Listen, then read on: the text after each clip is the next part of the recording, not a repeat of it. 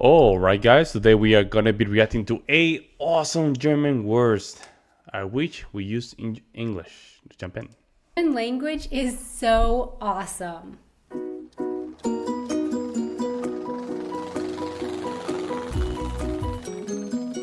Hey everyone, I'm Donna and you're watching Wanted Adventure Living Abroad. Okay, so of course there are cool things in every language, but German is the foreign language that I've been learning and speaking for the past 6 years, and I've noticed some really cool words in German that I'd like to share with you today. Oh how I wish that we used the literal translation of these nouns in English. That would just be so great. Let's start with one of my absolute favorites. So, in German, the word for snail is Schnecke. Okay, fine, good. Then in English, we have a completely different word for the animal without the shell, which is called a slug. Snail and slug. Well, in German, they have Schnecke, and for slug, it's Nacktschnecke, which literally means naked snail. I love it. It's just so amazing. Snail and naked snail. That's perfect. I think I'm just going to start calling slugs naked snails from now on and see if I can get it to catch on. It's just so great. The naked snail is not the only animal with an awesome name in German. No, in English we have the animal called the skunk, and that name comes from what the Native Americans called it, but the Germans simply tell it like it is. They don't care about hurting that poor little skunk's feelings. They're honest and to the point. Stinktier, they call it, which literally means... That makes sense. Like a stink something? Stink animal. Yeah, I was going to say stink, like a stink something. That makes sense. That makes sense. Animal whose name just gets right down to business in German is the sloth. Now, the English word sloth did come from the word slow, so we're also describing the animal's overriding behavior with that name. But the Germans took it one amazing step further, calling them the Faultier. Faultier. Literally lazy animal. What can I say? Lazy animal. Oh, I see what. Okay. So they're just saying the slug, and they're saying lazy animal instead of calling it slog or slow. Yeah. It suits them perfectly. Okay, moving away from animals now. In English, this is a pear, and the Germans call it a Birne. Okay, fine. What about this? In English, a light bulb, and in German, Glühbirne, literally glowing pear. And if you drop your glowing pear on the ground, you have to clean it up with a vacuum cleaner.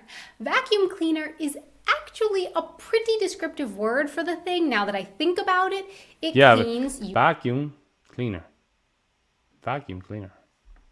Using a vacuum, thus vacuum cleaner. But I still think the Germans have us beat because they call it Staubsauger, which is literally dust sucker. Yo, I like that one. Dust sucker. It's very descriptive. Yes, she's right. It's very descriptive. Ugh. Dust sucker. I love it. It sounds like a wrestling name or something. Like, now in this corner, standing at 1.5 feet tall with a 5-foot extendable arm, we have the dust sucker. Watch out. These are your hands in both English and German. And this is a shoe. Spelled differently, but said the same in both languages.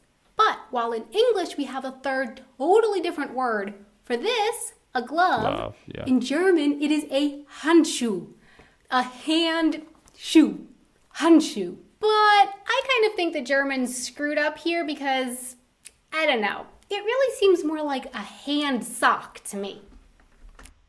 Oh, look at her. She's trying. Oh, she's going to that territory. She's trying. Oh, guys. She's trying to just, ruff some feathers here. I like the hand shoe. I like it. It's just make it easier. Make it easier, right? Just make it easier.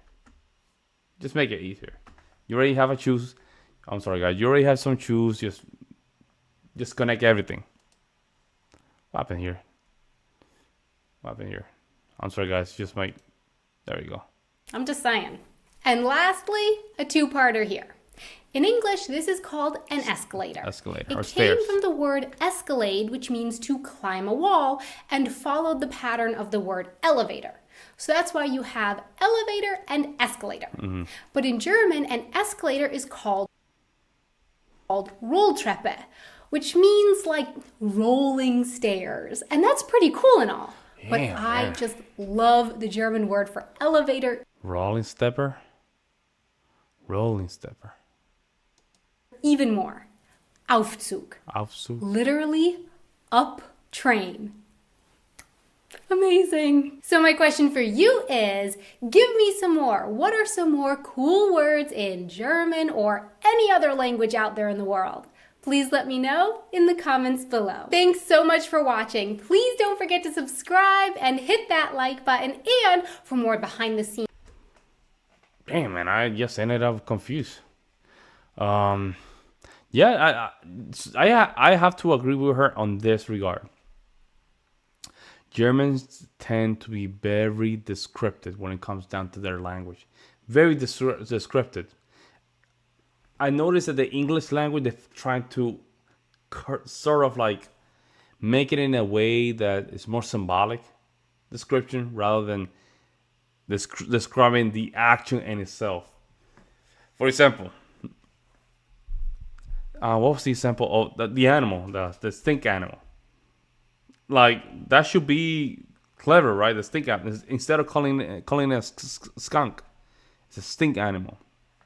Now, you can make the debate whether or not those are scientific words or scientific names.